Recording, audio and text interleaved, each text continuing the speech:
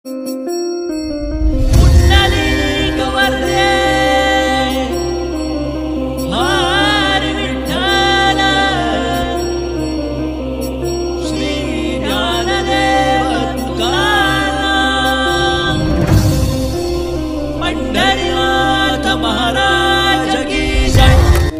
नाम घोष करू हरी कथा, सदा नाम घोष करू हरी कथा, तेने सदा चित्त समाधान, सर्व सुख लालो सर्व अलंकार, आनंदे निर्भर डुलत असे. अस्वैसा कोठी अठवसी नाही, ध्येयाची विदेई भोगुदशा, सर्व सुख लालो सर्व अलंकार, आनंदे निर्भर डुलत असो. तुका म्हणे आम्ही झालो अग्निरूप, तुका झालो अग्निरूप, देहीची विधेयी भोगे पाप पुण्यांगा विठ्ठला.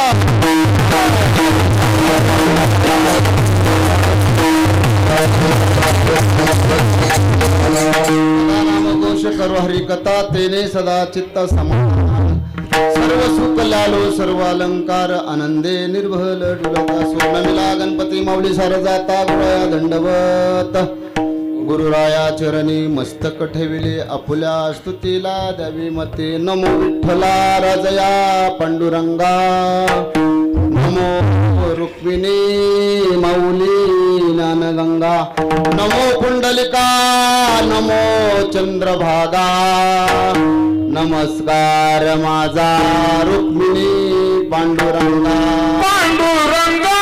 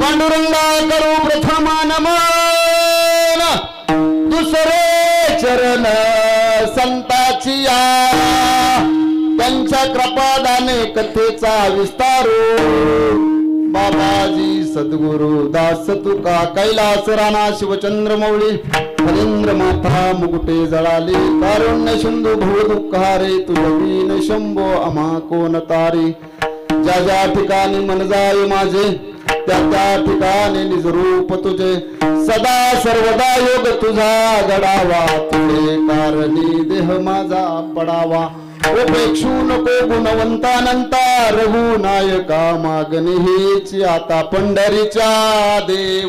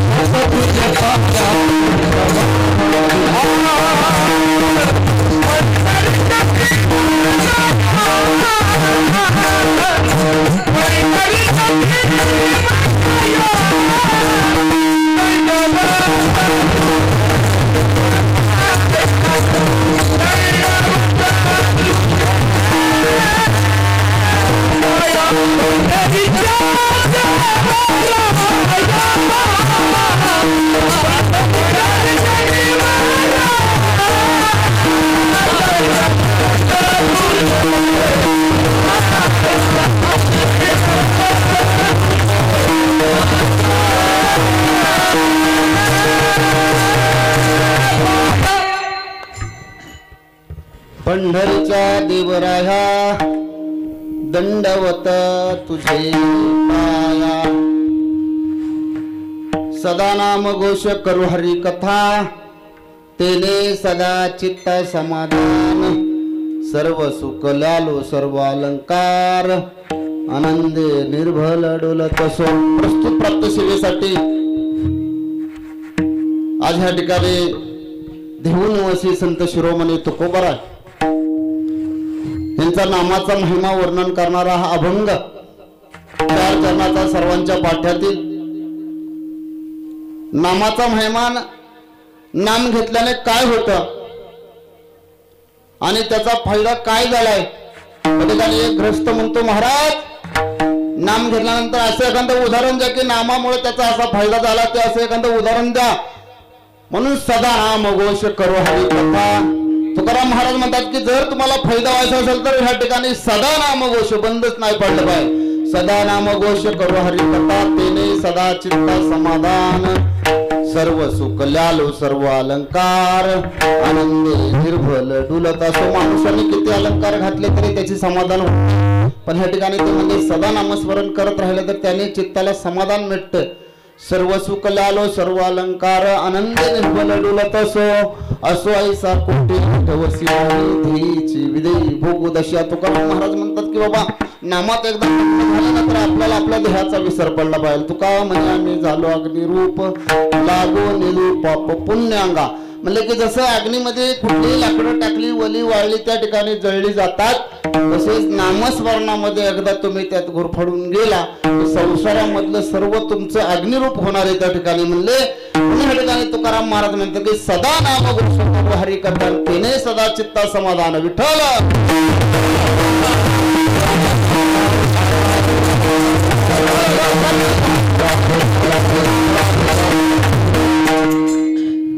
थोडासा पर्याय देणं वक्त्याचं काम आहे आज या ठिकाणी पहिलाच दिवस आहे तिकडे जागा भरपूर आहे ह्या महिला इकडे सरल्या तर बरं होईल तिकडे खाली समोर या जरा अलीकडे या पहिला लवकर आहे अलीकडे पटकन वेळ कमी आपल्याला म्हणजे तुम्ही सर्वजण पुढे या ठिकाणी शूटिंग चालू आहे आपलं सगळं ह्या कीर्तनाची शूटिंग दिसली पाहिजे बार आता शूटिंग बार आपले बार सर्व देशात फिरणार या ठिकाणी या इकडे अलीकडे सरा चला लवकर सरा तोर कीर्तन चालू नाही होणार उठून या लवकर या एकदा शूटिंग चालले एकदा कॅमेरा फिरला की सगळे त्यात आले पाहिजेत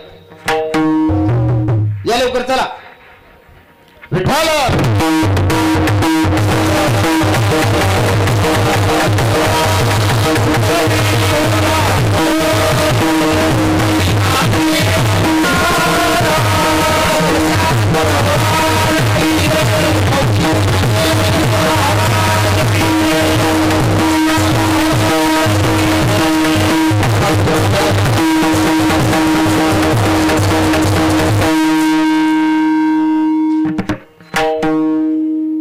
एक घरचा कीर्तनकार आहे म्हणून तुम्हाला हक्काने म्हणायचं, बाकीचं काय नाही. आज या ठिकाणी अखंड नामयज्ञ सोहळा 48 वर्ष चतुर्थी तपपूर्ती सोहळा या ठिकाणी साजरा होतोय. बघा या ठिकाणी आपली पंचक्रोशी या ठिकाणी कुंभरवण आणि ह्या ठिकाणी नामयज्ञ सोहळा एकतपूरला पण चालू आहे. त्या ठिकाणी 58 वर्ष ना आपल्याकडे 48 वर्ष, 10 वर्षाचा फरक आहे. पण ह्या ठिकाणी हा नामयज्ञ का करायचा, कशासाठी करायचा?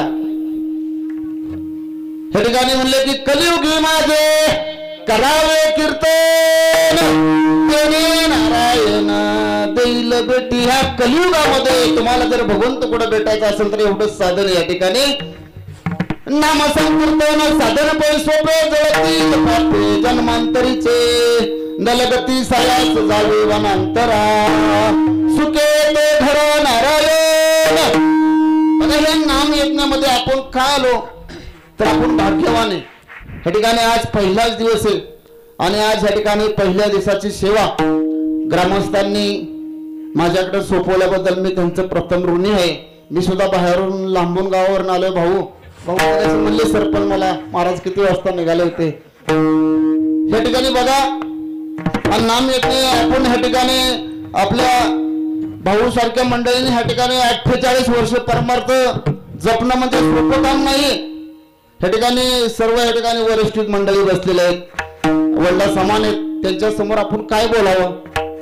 या ठिकाणी सर्वच महिला आहेत, पुरुष आहेत, सर्व ओळखीची मंडळी आहेत, वारकरी मंडळी आहेत. या ठिकाणी सर्व मृदुंगामध्ये आपल्या प्रथमेश सिस्टमवाले आहेत, कॅमेरेवाले आहेत, या ठिकाणी सर्वांना धन्यवाद देऊ आपण आणि सेवेला सुरुवात करू.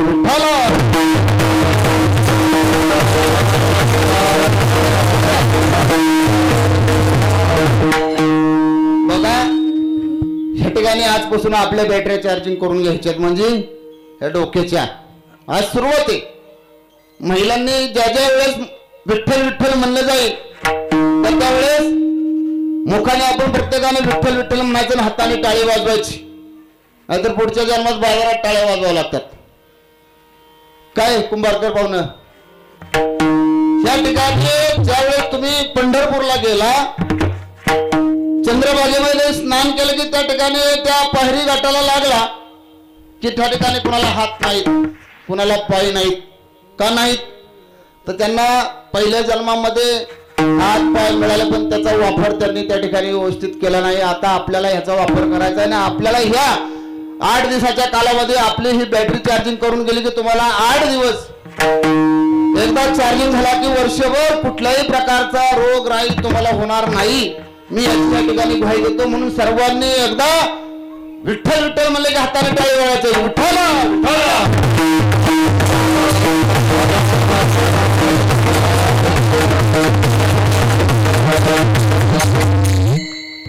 सदा नाम घोष करो हरी कथा तेने सदा चित्ता समाधान. या ठिकाणी तुकाराम महाराज म्हणतात की सदा बंदच नाही पडलं पाहिजे, सारखंच भगवंताचं नामचिंतन करायचे. म्हणजे या ठिकाणी नाम घेतल्यानंतर आपल्याला फायदा काय? घेता नाम विठोबाचे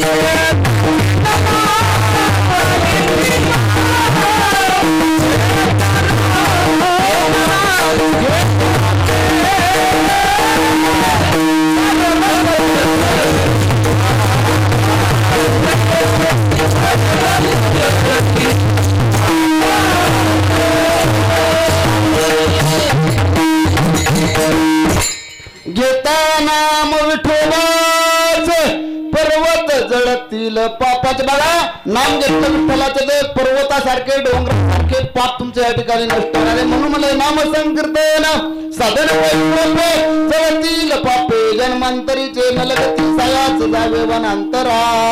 सुखे तो घरा नारायण ठाई सवय सोनी कराय चित्त आवडे अनंत आळवा. म्हणले ज्या ठिकाणी बसलाय त्या ठिकाणीच नामस्मरण करा. कुठे जायचं नाही म्हणले, डोंगरात पिंगरात कुठे जाऊ नका, वनात जाऊ नका. ज्या ठिकाणी आहे त्या ठिकाणी म्हणले कामामध्ये काम काही मना राम राम जाईल भवश्रम सुख होईल दुःखास. काम करता करता कृपण करता करता म्हणले राम राम म्हणा. तुमची पाच मताने पुढे त्या ठिकाणी जाणार. बघा या ठिकाणी प्रत्येक मनुष्य जन्माल्यानंतर संसाराच्या पाठीमागे लागल्यावर प्रत्येकाला सुखाची अपेक्षा आहे. गरीबापासून श्रीमंतापर्यंत प्रत्येकाला सुखाची अपेक्षा, पण सुख कुठे मिळत नाही. सुखासाठी अनेक साधनं केले मनुष्याने. काय केलं सुखासाठी? सर्व सुखाची आशा जन्म घेतलेला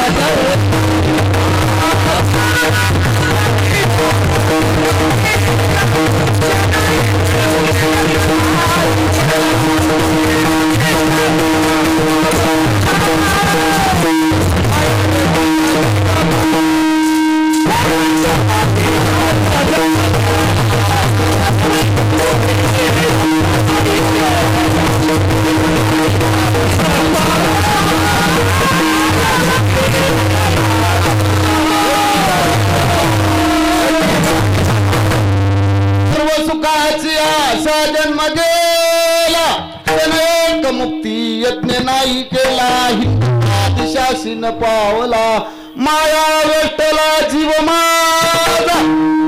अरे म्हणले संसारासाठी सुखासाठी सर्वकडे फिरलो, पण म्हणले सुख कुठेच मिळत नाही.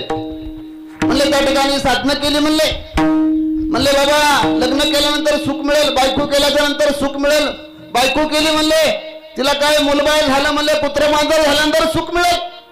तेही झालं म्हणले. मग शिक्षण झाल्यानंतर मुलाचं मग सुख मिळेल. मग नोकरी लागल्यावर सुख मिळेल. म्हणले नोकरी लागली म्हणले त्याचंही लग्न झाल्यानंतर सुख मिळेल, पण सुख कुठंच मिळणार नाही. मनुष्य सुख नाही कोटे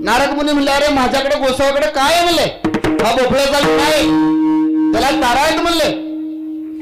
म्हणले तू जी हे करतोय मी कशासाठी करतोय म्हणला, मला काय तू बाकीचं शिकू नकोस, मला पहिलं तुझ्याकडे काय असेल ते दे, नाही तर ह्या ठिकाणी तुला मी सोडणार नाही.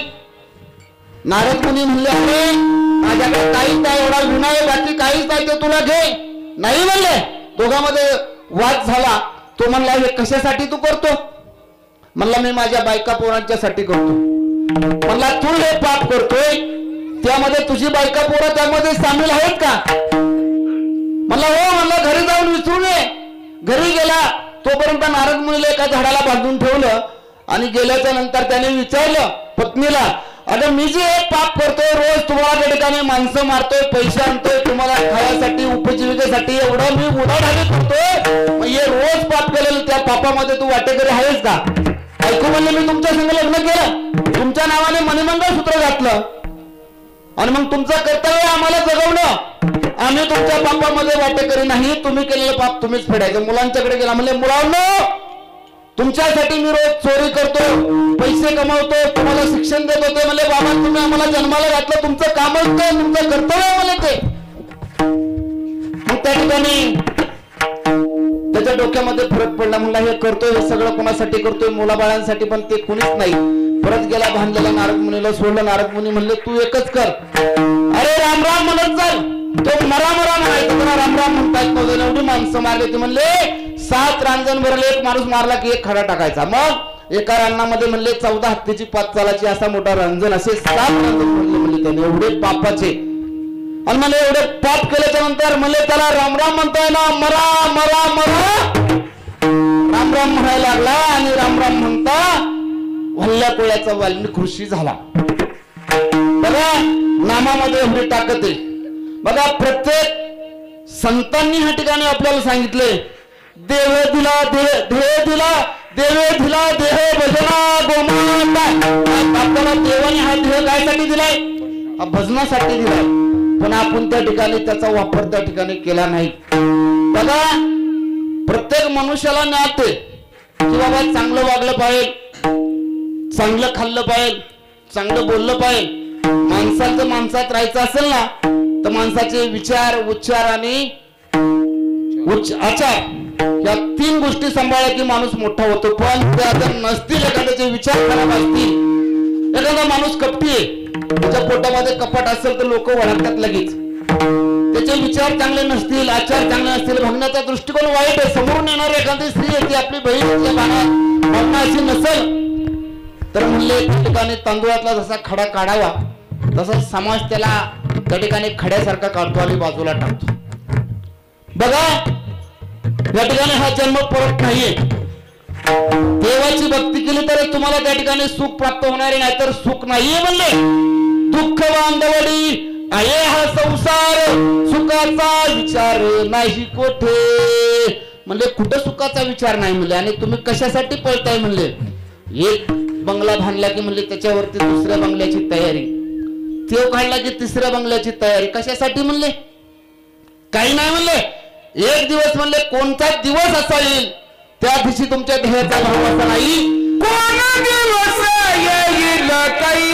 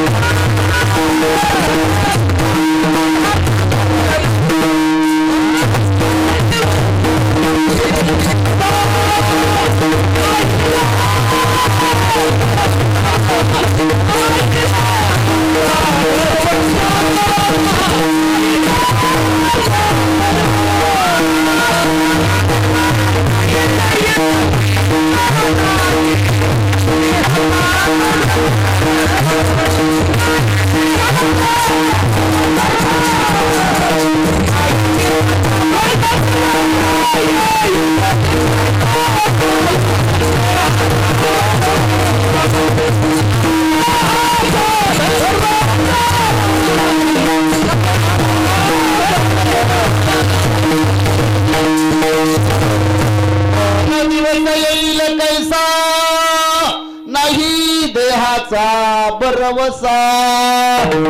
कोरोनापासून म्हणले लोकांना त्रास व्हायला लागला कोरोनाच्या इंजेक्शन पासून. कुणी अटॅक येऊन जातोय, कुणाला झटका येतोय, कुणाची कंबर दुखते, कुणाची मान दुखते. प्रत्येकाच्या घरामध्ये दवाखाना चालू झालाय.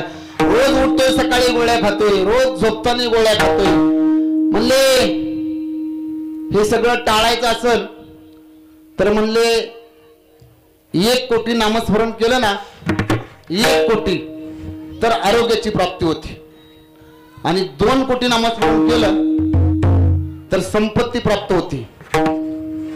आणि 3 कोटी नामस्मरण केलं तुम्हाला यश आणि कीर्ती प्राप्त होते.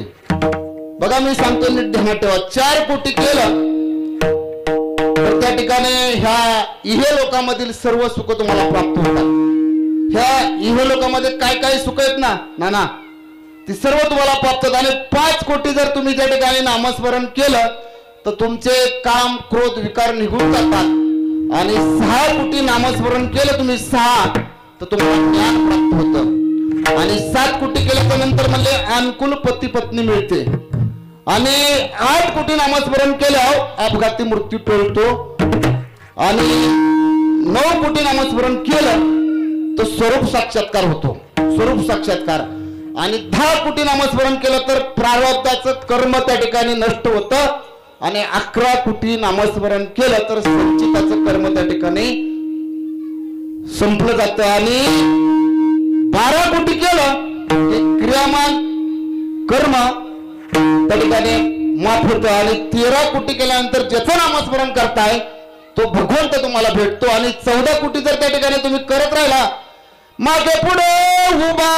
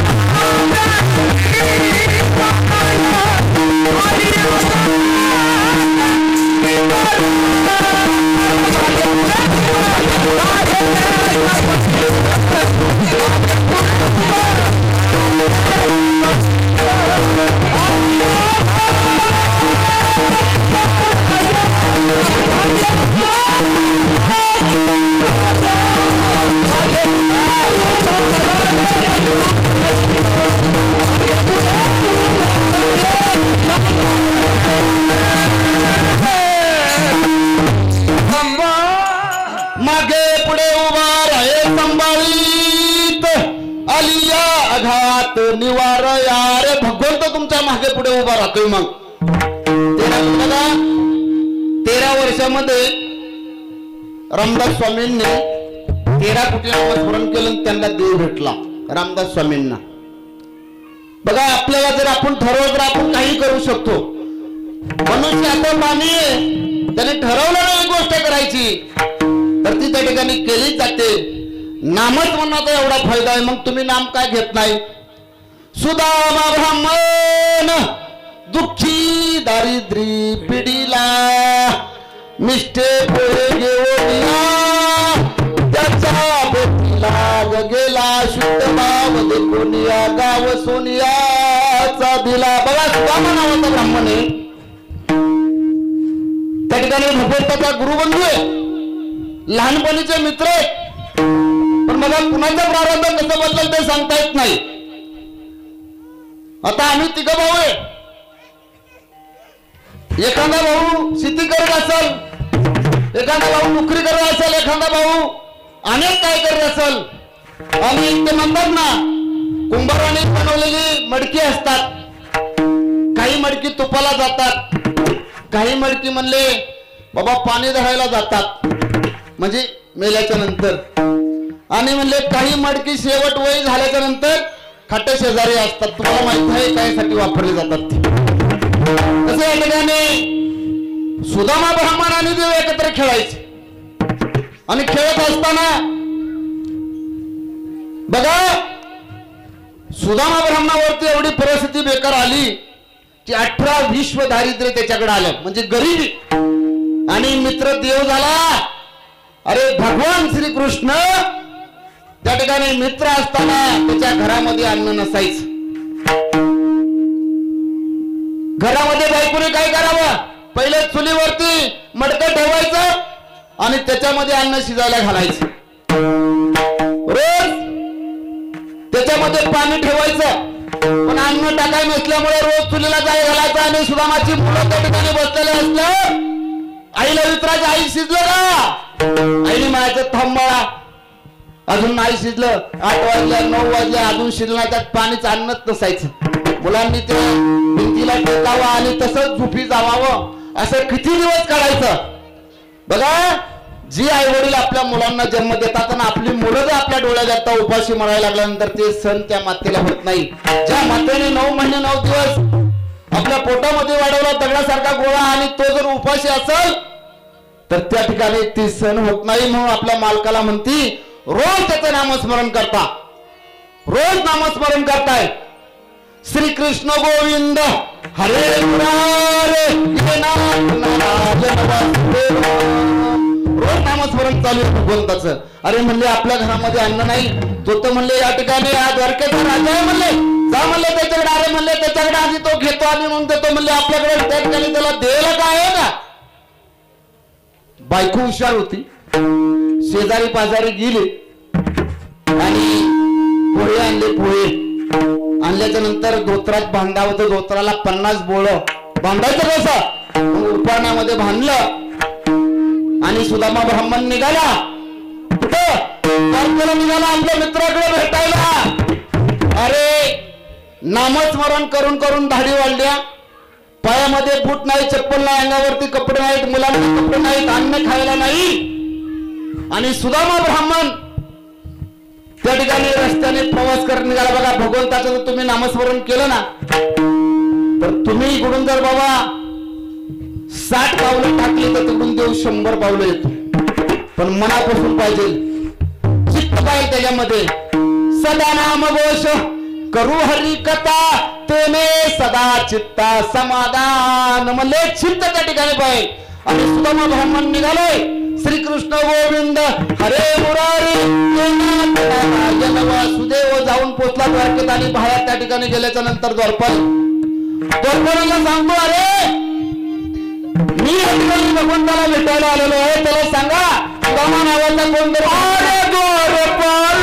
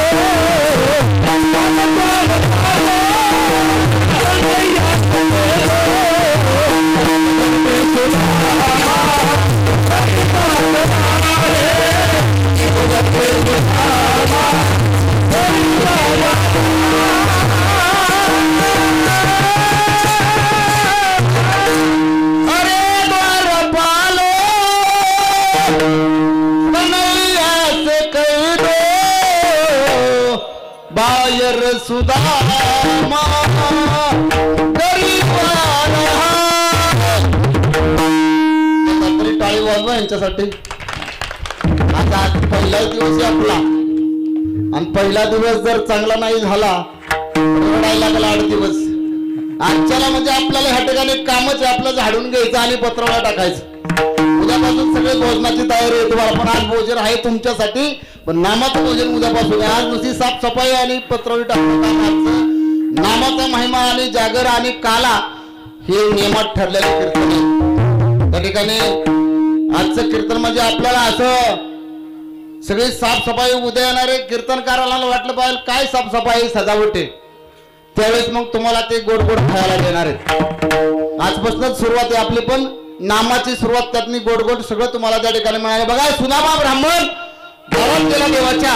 गेल्याच्या नंतर तो द्वारपालांना विनंती करतोय अरे माझा निरोप द्या मी श्रीकृष्णाचा मित्र आहे. अरे म्हणले आज कुठला मित्र असतो का देवाचा.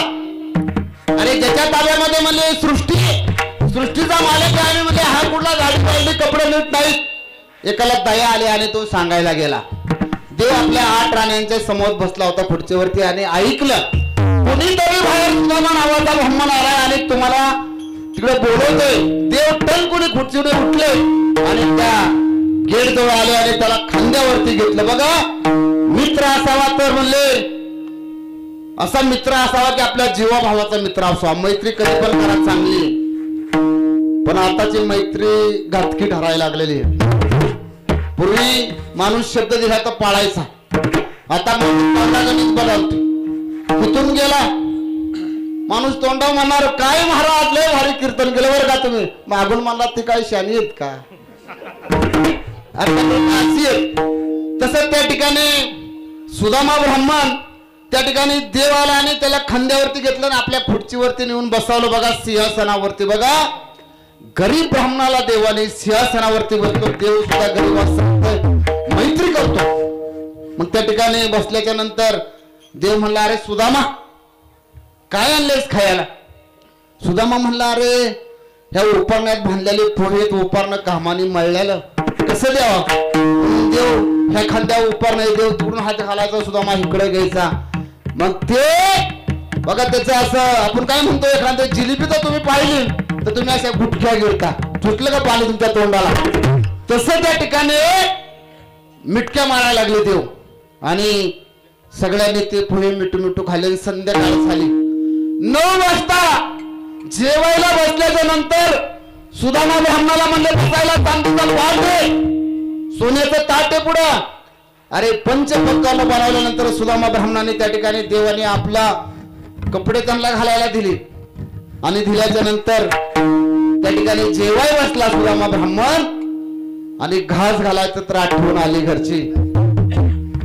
माझ्या मुलांना अन्न नाही महिना झालं माझी बायको उपाशी आहे माझी मुलं उपाशी आहेत. तोंडात आलेला घास अश्रू आल्याच्या नंतर ताटात पडायला लागल्यानंतर देवाने सांगितले सुदामा उठ कपडे काढून तू तुझे कपडे काढ आला रस्त्याने निघून जा. बघा ह्या ठिकाणी देव म्हणला ह्याची जर मी लाज राखली तर समाज मला नाव ठेवूल. मग त्या ठिकाणी म्हणजे लाज नाही कोणाची राखायची. त्या ठिकाणी आल्या पावलाने परत सुदामा ब्राह्मण उठला न जेवता आणि निघाल्यानंतर परत त्याने एवढं देव बोला तरी नामस्मरण बंद नाही केलं. मग त्या ठिकाणी साऱ्या वाटेने राधा राधा कृष्ण राधा राधा राधा कृष्ण राधा भजन करत करत आल्या. मीटिंग बोलावली देवाने लगेच ताबडतोब मीटिंग लावल्याच्या नंतर त्या ठिकाणी विश्वमित्राला बोलवलं विश्वकर्माला आणि म्हणले सुदामा पोचायच्या त्याच्या घरापर्यंत जा आणि त्याचं घर सोन्याचं म्हणले. मग त्या ठिकाणी विश्वकर्मा गेल्याच्या नंतर विचारलं सुदामा ब्राह्मणाचं घर कोणतं. त्याची पत्नी म्हणली हेच. म्हणले हे घर सोन्याचं करायचं का. म्हणले त्याने त्या ठिकाणी देवाला पोहे घेऊन आल्यामुळे त्याच्या त्याला काय करत म्हणून त्याचं घर सोन्याचं. म्हणजे पोहे आमचे नव्हते. आताची माणसं म्हणतील का बाबा लोकांच्या घरून आणले ना तर सोनं येते आपल्याकडे नाही म्हणणार का म्हणताल महिला हो. तर त्या सुदामा ब्राह्मणाची बायको म्हणली पोहे आमचं नव्हतं शेजाऱ्याकडून आणलंय करायचं असेल तर सगळा गाव सोन्याचं करा. मग त्या ठिकाणी बघा मुठभर पोहे दिले.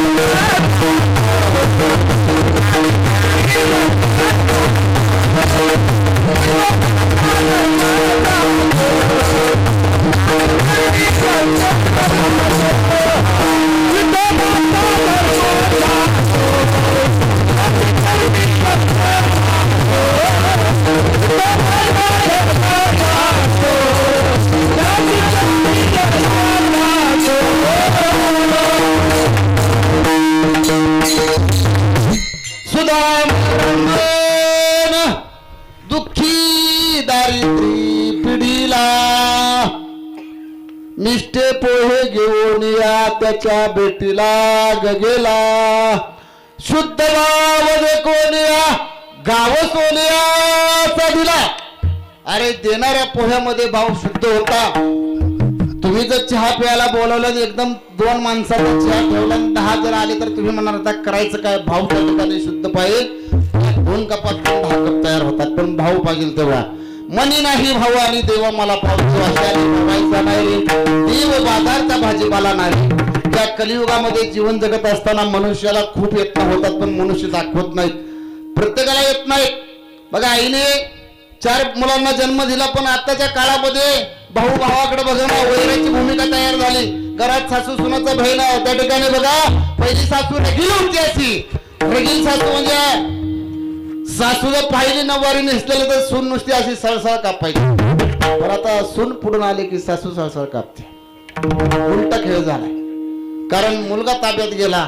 आई वडिलांनी एवढा मोठा केला मुलगा, त्या ठिकाणी आई वडिलांना त्या ठिकाणी डोळ्याने हे दृश्य पाहावं लागतं. अरे काय चाललंय, काय होता आमचा काळ. बघा पैशाने कर केला दुनियेचा बाजारी, देव धर्म पैशाला पुजारी. पैशाला मिळे गीता, पैशाला पुराण, पैसा हवा म्हणून कुणी वित्तीमान. मिलनाच्या पहिल्या रात्रीचा सोळा विके कोणी, पैशासाठी पोटाचा गोळा विके कोणी. आणि आता ह्या कलियुगामध्ये तुम्ही जन्माला घातलेली मुलं पण तुमच्यासारखी राहिली नाहीत. लहान मुलांच्या वरती काही संस्कार आहेत. तुम्ही आजीला माघारी बोलताय 4 वर्षाचं, पण त्याच्यावरती त्या आजीने त्याला मांडीव घेतलं पाहिजे. बाळा आणि असं नाही बोलायचं. संपत्तीपेक्षा संतती महत्वाची. संपत्ती कमी कमवा पण संतती चांगली घडवा. बघा अभंगाचं दुसरं सर्व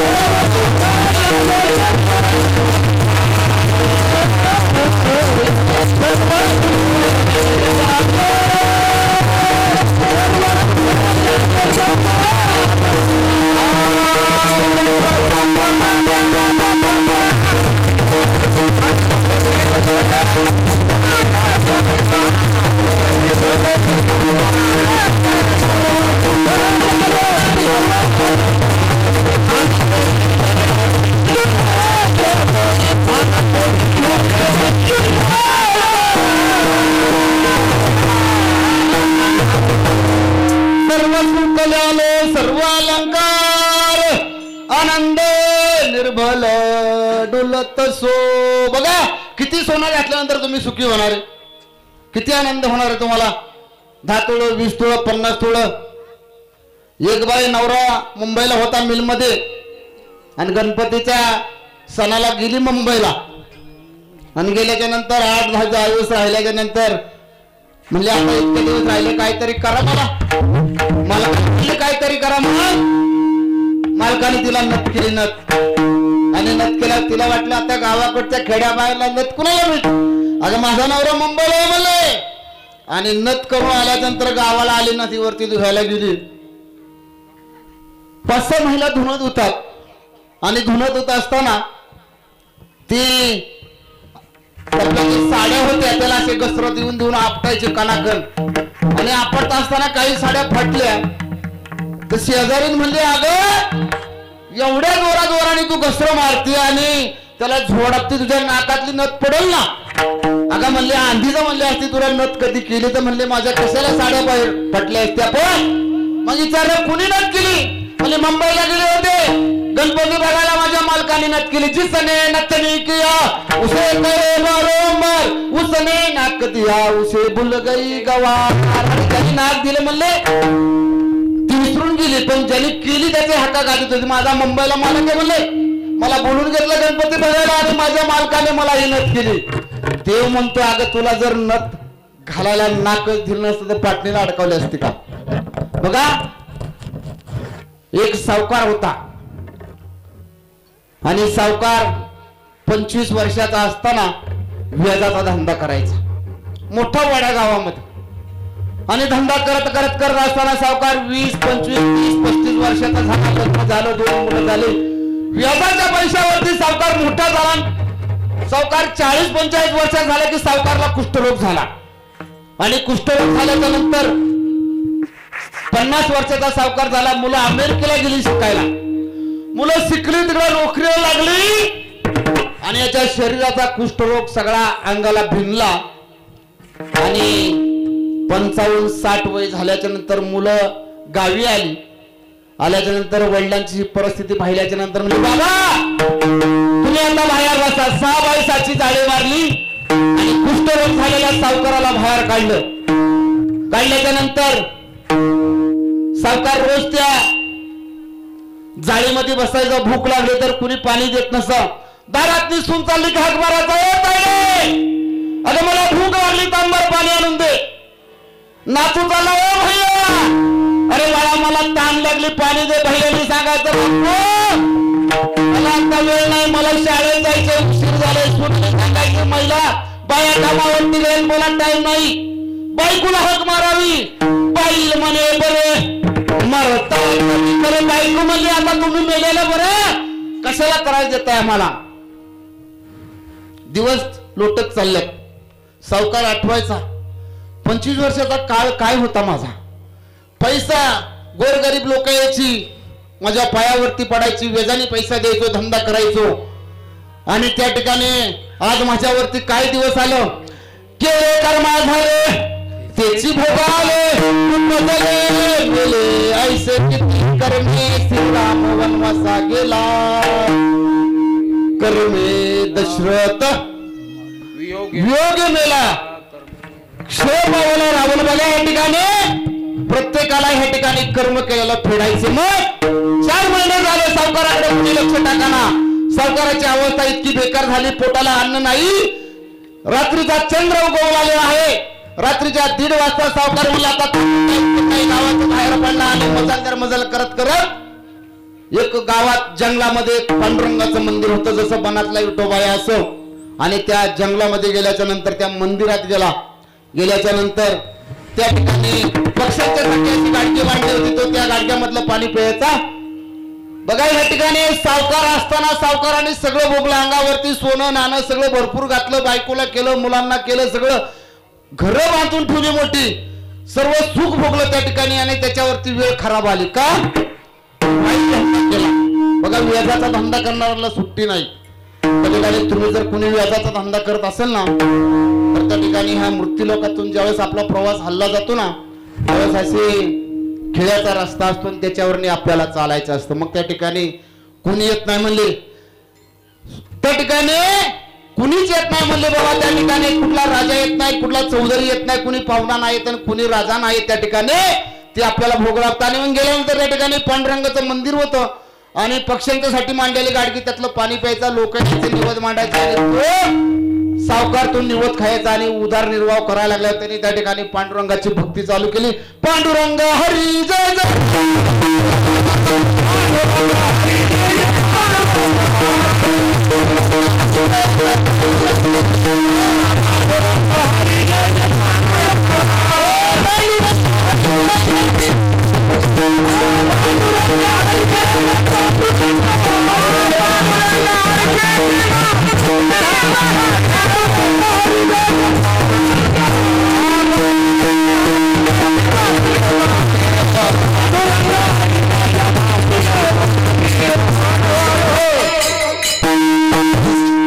नामस्मरण चालू केलं बघा त्या ठिकाणी.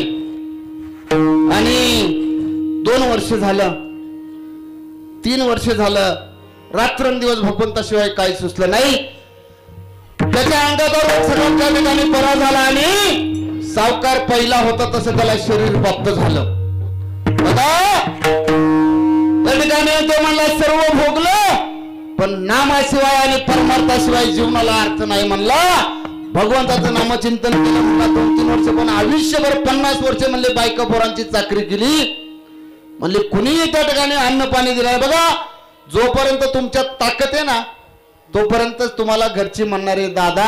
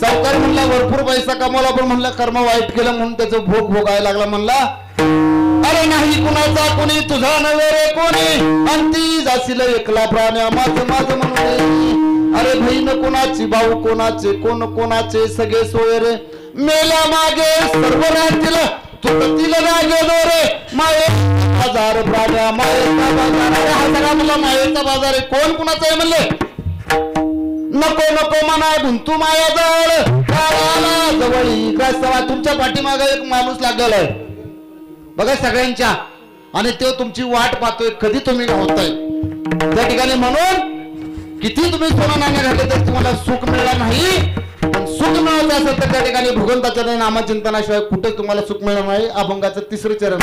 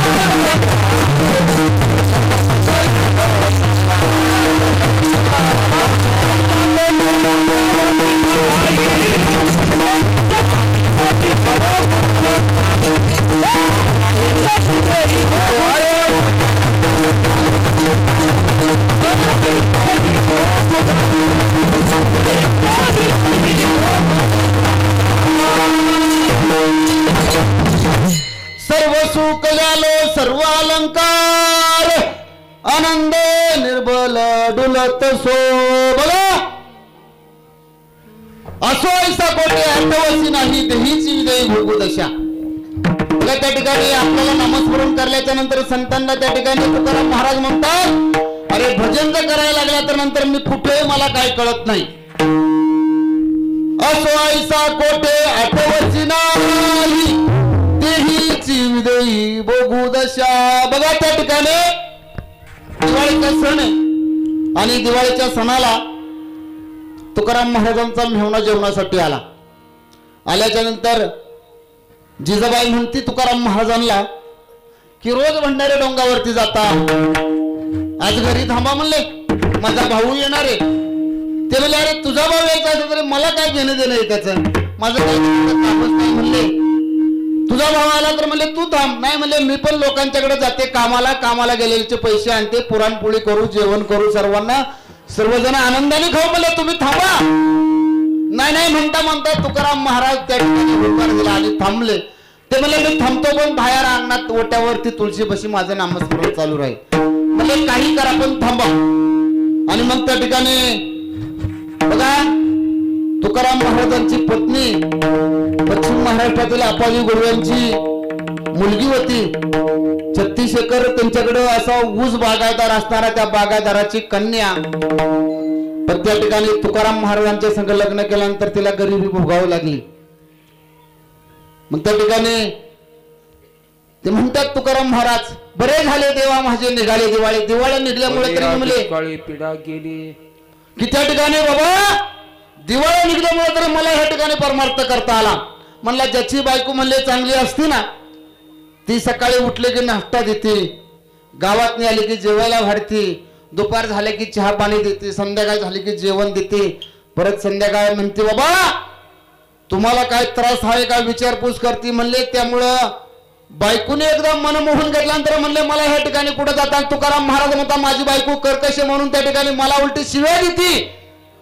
अरे म्हणले काळ्या विटा माझ्या नवऱ्याला नादी लावलं म्हणले तू आणि आमच्या प्रपंचाचं वाटोळ केले. बघा तुकाराम महाराज म्हणतात मला शिव्या देते म्हणून माझा परमार्थ घडलाय. आपली जर बायको आपल्याला कुणाची शिव्या देतात आपण म्हणतात अहो काय ती, अहो मग ती आगेच तरी म्हणले अजिबात तोंडातून शब्द पडून देत नाही म्हणले, एवढी बोलती. पण तुकाराम महाराज म्हणले बरं झालं अशी बायको मिळाली, परमार्थ झाला. आणि मग त्याच्यानंतर स्वयंपाक झाला आणि घाई गडबडीत स्वयंपाक करता करता त्या भाजीमध्ये मीठ घालायचं विसरलं. जेवायला बसले दोघं पण मेवणे. तुकाराम महाराज जेव्हा बसला, मेवणा जेव्हा बसला, तुकाराम महाराजांनी काय असेल ते खाऊन घेतलं, पण मेवणा जेवण आहे ना. त्या ठिकाणी बहीण म्हणती भाऊ काही जेवलं नाही, काय झालं कुणास ठाऊक. आणि नंतर त्यांचं जेवण झालं, स्वतः जेवायला घेतलं, भाजी म्हणजे मीठ नाही ती तिला कळलं. तुकाराम महाराजांना म्हणते तुम्हाला कळत नाही का म्हणले, मीठ नाही म्हणून सांगायचं ना. तुकाराम महाराज म्हणतात असो ऐसा कोटी आठवची नाही म्हणजे आम्हाला काय याचं कळतच नाही म्हणले, आमच्या देहाला विसर पडून पडलाय, आम्ही काय खातोय आणि काय नाही. बघा एकदा तुकोबा महाराज वारीला निघाले आणि वारीला निघाल्यानंतर त्यांची पत्नी डिलिव्हरीची वेळ आली होती, बाळातपण. आणि बाळातपणाची वेळ आल्याच्या नंतर दिवस थोडे जवळ राहिले आणि वारीत राहिली. ती म्हणली अहो तुम्ही वारीला गेल्यानंतर माझ्या बाळातपण कोण करणार, घरात कोणीच माणूस नाही. मग म्हणले वारीला जाता जाता तुमची बहीण त्या गावाला आहे त्या ठिकाणी तिला निरोप द्या आणि तुम्ही तसेच वारीला जा. चोखोबा म्हणले ठीक आहे, मी जाता जाता बहिणीला निरोप देतो आणि वारीला जातो. बघा वारीला जात असताना त्या ठिकाणी चोखोबा बहिणीला द्यायचा निरोप विसरले आणि पंढरपुरामध्ये गरुड खांबापाशी गेल्याच्या नंतर देवाला कळलं अरे माझ्या भक्ताची बायको त्या ठिकाणी बाळातीन होणारे निरोप दिलता, पण माझ्या नामचिंतनामुळे तो त्या ठिकाणी विसरला. चोखोबाची बहीण, चोखोबाची बहीण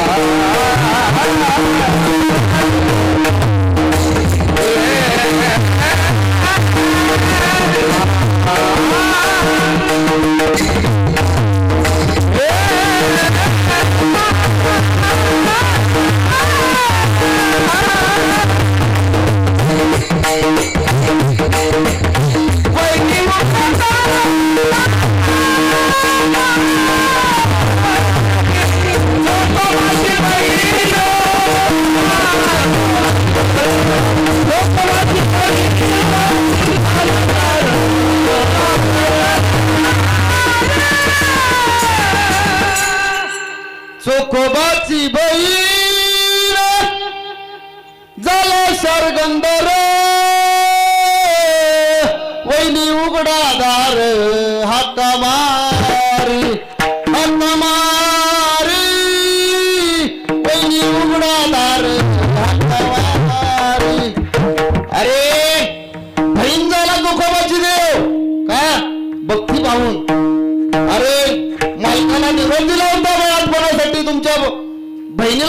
आणि त्या ठिकाणी चोखोबार आहे त्या ठिकाणी विसरले आणि गरुड खांबापाशी गेल्यानंतर देवाने पाहिलं, अरे माझ्या या भक्तीबाई म्हणले चोखोबा आपल्या बायकोचं बाळातपणाचा निरोप द्यायला विसरले. आलेली एवढी सर्व बघा भावी भक्त आले असताना देव त्या ठिकाणी जागा सोडला आणि चोखोबाच्या घरी बाळातपण करण्यासाठी बहिणीचं रूप घेतलं. बघा देव काय काय करतो आपल्यासाठी आणि आपण देवासाठी काय करतो. देवाला भक्तीसी भुलाला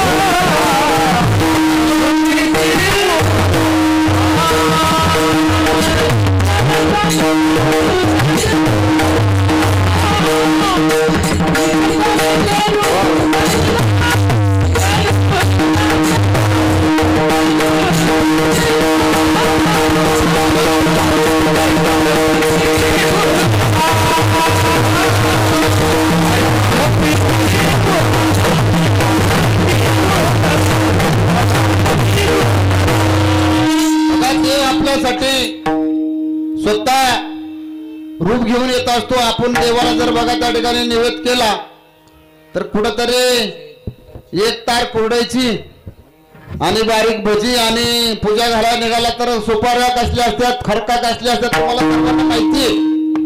देवावरती आपलं किती प्रेम आहे. देवाने आपला एवढा मोठा ध्येय आपल्याला दिला, त्याचा आपल्याला विसर पडलाय. बघा एवढं मोठं आपल्याला आयुष्य दिलं भगवंताने, हा ध्येय दिला. बघा ज्या वेळेस आईच्या उदरामध्ये 9 महिने दिवस आपण जन्माला येण्याच्या वेळेस 7 महिन्याचा असताना त्या ठिकाणी त्या यत्न आपल्याला सहन होत नाहीत गर्भाच्या, म्हणून देवाला हात जोडत असतो आणि देवही त्या ठिकाणी आपली विनंती मानत असतो. आणि देवाला त्यावेळेस देव सांगतो, अरे तुला ह्यातनी मी सोडवतो पण तू बाहेर आल्याच्या नंतर माझी सेवा करणार का. म्हणून त्या ठिकाणी देवाला त्या ठिकाणी बंधनात वचन दिलेलं असतं, पण ज्यावेळेस जन्म झाला म्हणतो बघा खोटं बोलायला माणूस लागला, आयुष्यभर खोटच बोलतो. आता या ठिकाणी आपला वेळ थोडाच राहिला, आपल्याला 10 मिनिटं राहिल्या तरी चरण राहिले. सर्वांनी आता हाताने टाळी आणि नामस्मरण करायचे भगवंताचं. तुम्ही हात खाली ठेवायचा ठोपा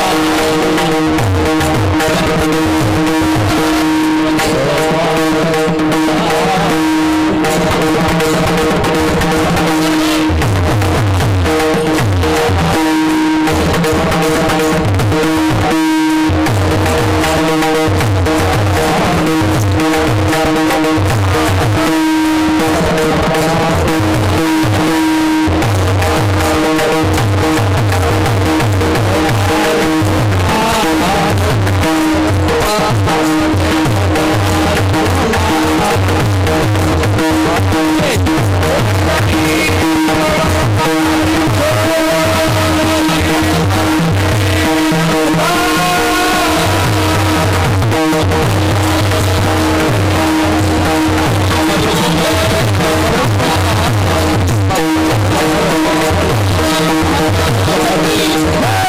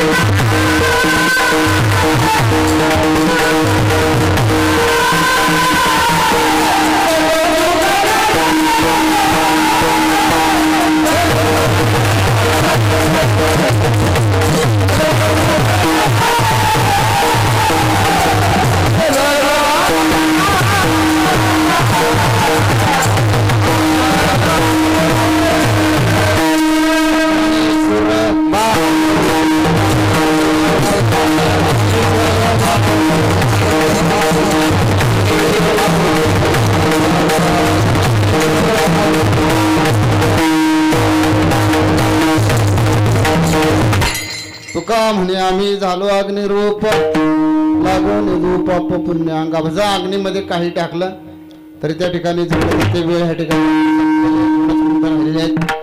बघा. आज चालू असलेला अखंड नामयज्ञ सोहळा आज पहिलाच दिवस आहे आणि पहिल्या दिवसाच्या मानाने उपस्थिती भरपूर जास्त आहे. सर्वजण ह्या ठिकाणी चांगल्या पद्धतीने महिला आल्यात, पुरुष आल्यात. बघा अशीच रोज उपस्थिती आपल्या ह्या कार्यक्रमाची आपण शोभा वाढवायची. आपल्या गावचा कार्यक्रम जे घरी झोपले असतील प्रत्येकाने उद्या 2-2 माणसं आणा. उद्याला चांगल्या ठिकाणी लोक येणार आहेत, तुम्हाला चांगलं ज्ञान देणार आहेत. बघा आपण जन्माला येताना आपल्या आई वडिलांच्या पोटी जन्माला आलो. ज्या आईने बघा या ठिकाणी मृत्यू लोकांमध्ये आपल्याला पहिलं पाऊल ठेवायला पुढे जागा दिली तर आपल्या आईने दिली. 9 महिने 9 दिवस तुम्ही दगडासारखं ओझं वागवलं आणि तुम्ही मोठे झाल्यानंतर नोकरीला लागले, 50,000 रुपये पगार मिळायला लागल्यावर आईने कधी तुम्हाला 25,000 रुपये मागितले नाहीत. त्या घरामध्ये आपले आई वडील आता वयोवृद्ध झाले असतील. बघा किती मोठा बंगला बांधून त्या बंगल्याच्या वाटेवर जोपर्यंत आपले आई वडील बसलेले आहेत तोपर्यंत त्या बंगल्याला शोभा आहे. बघा या ठिकाणी पुंडलिकाने आई बापांना लाथा घातल्या आणि हाकलून दिलं. पण काशीच्या तीर्थाच्या त्या ठिकाणी तो बायकोचं ऐकून आई बापांना हाकलून दिल्याच्या नंतर त्याला नंतर कळलं की बाबा आई वडील कोण आहेत.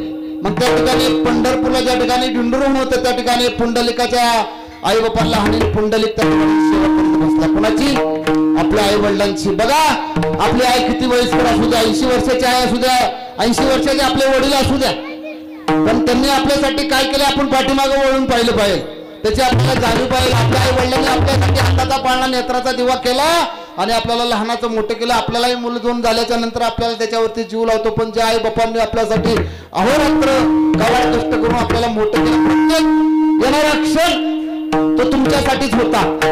बघा आपल्याला करंगळीला कापल्याचा सण होत नाही, पण ईदवर पोट फोडून ती जन्म देते ती आईला विसरायचं नाही. रात्री 12 वाजता तुम्ही घरी आला नाही तर आई त्याची वाट पाहत असते. बापाही त्या ठिकाणी उठून जातो, अरे गाडी आली नाही दादाची अजून, कुठे आहे दादा? सुनबाईला विचारतो, अगं काय फोन बिन केला म्हणून. बघा एवढे जीव लावणारे आई बाप आहेत आणि ते आई बाप आपल्या जवळ असतील तर तेच म्हणायचं आपलं पंढरपूर आहे आणि तेच आपलं दैवत आहे. त्याच आई वडील नाही तर बाहेर पांढरी कपडे घालून फिरायचं आणि आई घरी उठायची मरती. बापाला 2 रुपये खर्चायला नाही. आता या कलियुगामध्ये अशी परिस्थिती आहे. अजब तुझे सरकार. बघा या ठिकाणी ह्या अजब सरकारामध्ये जीवन जगताना आपल्या संसाराकडे लक्ष द्या, आपल्या आई वडिलांना सांभाळा. हेच आपलं पंढरपूर म्हणले. काशी केली मथुरा द्वारका, जगात देव नाही आई बापासारखं दैवत कुठं नाही. म्हणून त्यासाठी हे कीर्तन भजन त्यासाठीच आहेत की बाबा हा एक तिसरा डोळा आहे नामस्मरण म्हणजे. या ठिकाणी बघा वेळ संपलेली आहे, आपला पहिलाच दिवस आहे आणि पहिल्या दिवसाची सेवा मला या ठिकाणी तुम्ही ग्रामस्थांनी दिल्याबद्दल मी तुम्हा सर्व कुंभारवाळणकरांचं या ठिकाणी आभार व्यक्त करतो, ऋण व्यक्त करतो. या ठिकाणी आपले महाराज पण या ठिकाणी आता आपल्या ह्या कीर्तनाला आलेले आहेत. आकाश महाराज सरपंच आलेले आहेत. बघा हा सुख सोहळा स्वर्गी नाही, स्वर्गीच्या मामा स्वर्गात सगळं आहे तरी देव म्हणतात जन्म व्हायला पाहिजे का? तिथं तुम्हाला मिळते, फक्त आई वडील मिळणार नाहीत. म्हणून आई वडिलांची सेवा करायची. बघा आपले वडील किती म्हातारे होऊन द्या, आई किती म्हातारे होऊन द्या, त्यांच्या तोंडा वाटेल आई जर पडायला लागली ना तर मी म्हणतो सून असू द्या, लेक असू द्या किंवा मुलगी असू द्या, त्या आई वडिलांची लाळ त्या जगासमोर तुम्हाला कधीच हात जोडायला लागणार नाही. एवढीच फक्त या कीर्तनात एवढंच तुम्ही या ठिकाणी घेऊन जावा आणि उद्यापासून सर्वांनी ह्या ठिकाणी आपली उपस्थिती दाखवायची. मग अशी 7:30-8 वाजता उपस्थिती कमी होती, आता उपस्थिती वाढत चालली. असं नाही करायचं. काय काय म्हणतो चला आता जाऊ आणि फेकून जाऊ घरी, त्याला नाही घडणार. त्याला ते खाल्लेलं अन्न परत बघा सकाळ पचून देणार नाही. 7 वाजता कीर्तन सुरू होतंय ना, आपलं काय काम धंदा असेल तो सगळा आवरायचा आणि 7 वाजता 7:15 7:30 पर्यंत त्यांनी आलंच पाहिजे या ठिकाणी, तरच तुमची 7:30 जाणार आहे. आणि ह्या ठिकाणी बघा सदा नामघोष करू हरिकथा, तेने सदा चित्ता समाधान, करवली तैसी केली कटकट, वाकडी का नेट देव जाणे. महाराज काही लांबचे नाहीत, आपल्यात पंचक्रोशीतले आहेत. तुमचंच मी एक मुलगा आहे बाबा. त्या ठिकाणी कोणी मुलगा कोणी भाऊ म्हणा, जे काय बाबा चांगलं असेल ते माझ्या गुरूंचं, वाईट असेल ते माझ्या वाणीचे, जे दोष असतील ते माझ्या पदरात घाला, आई वडिलांचा अंत करून द्या. असेच कार्यक्रमाची शोभा वाढवा. मग अशी मी पाहिलं या ठिकाणी आता सर्वच कार्यकर्ते या ठिकाणी चांगल्या पद्धतीने काम करतात. भाऊंनी मगाशी सांगितलं बाबा सर्वच महाराज यावेळेस सगळं सौजन्यावरच आहे म्हणजे पाणी पण सौजन्यावरती दिले, डेकोरेशन पण सौजन्यावरती दिले, सगळेच या ठिकाणी हा नामयज्ञ संपन्न होत असताना या ठिकाणी भाऊंचा 90 वर्ष झालं. अभिष्ट चिंतन 16 काल्याच्या दिवशी होणार आहे. त्या निमित्ताने त्यांनी या ठिकाणी मगाशी सांगितलं ज्ञानेश्वऱ्या पण मी आता या ठिकाणी वाचक मंडळीला वाटलेल्या आहेत. बघा पुत्र व्हावा गुंडा त्याचा तेही लोकी झेंडा, अपोली आहेत जो असे जागता, धन्य माता पिता तयाची या कोळी कन्या, पुत्र होती जे सात्विक तयात हरिक वाटे देवा. बघा आईची खूप धन्य लागती असा जन्माला पुत्र येण्यासाठी. चला असो या ठिकाणी जेवढं बोलल तेवढं कमीच आहे. या ठिकाणी तुम्हाला भुका लागल्यात, तुम्ही म्हणणार महाराज आता उराक्त घ्या. या ठिकाणी झालेली सेवा पांडुरंगाच्या चरणी अर्पण करू. तुकाराम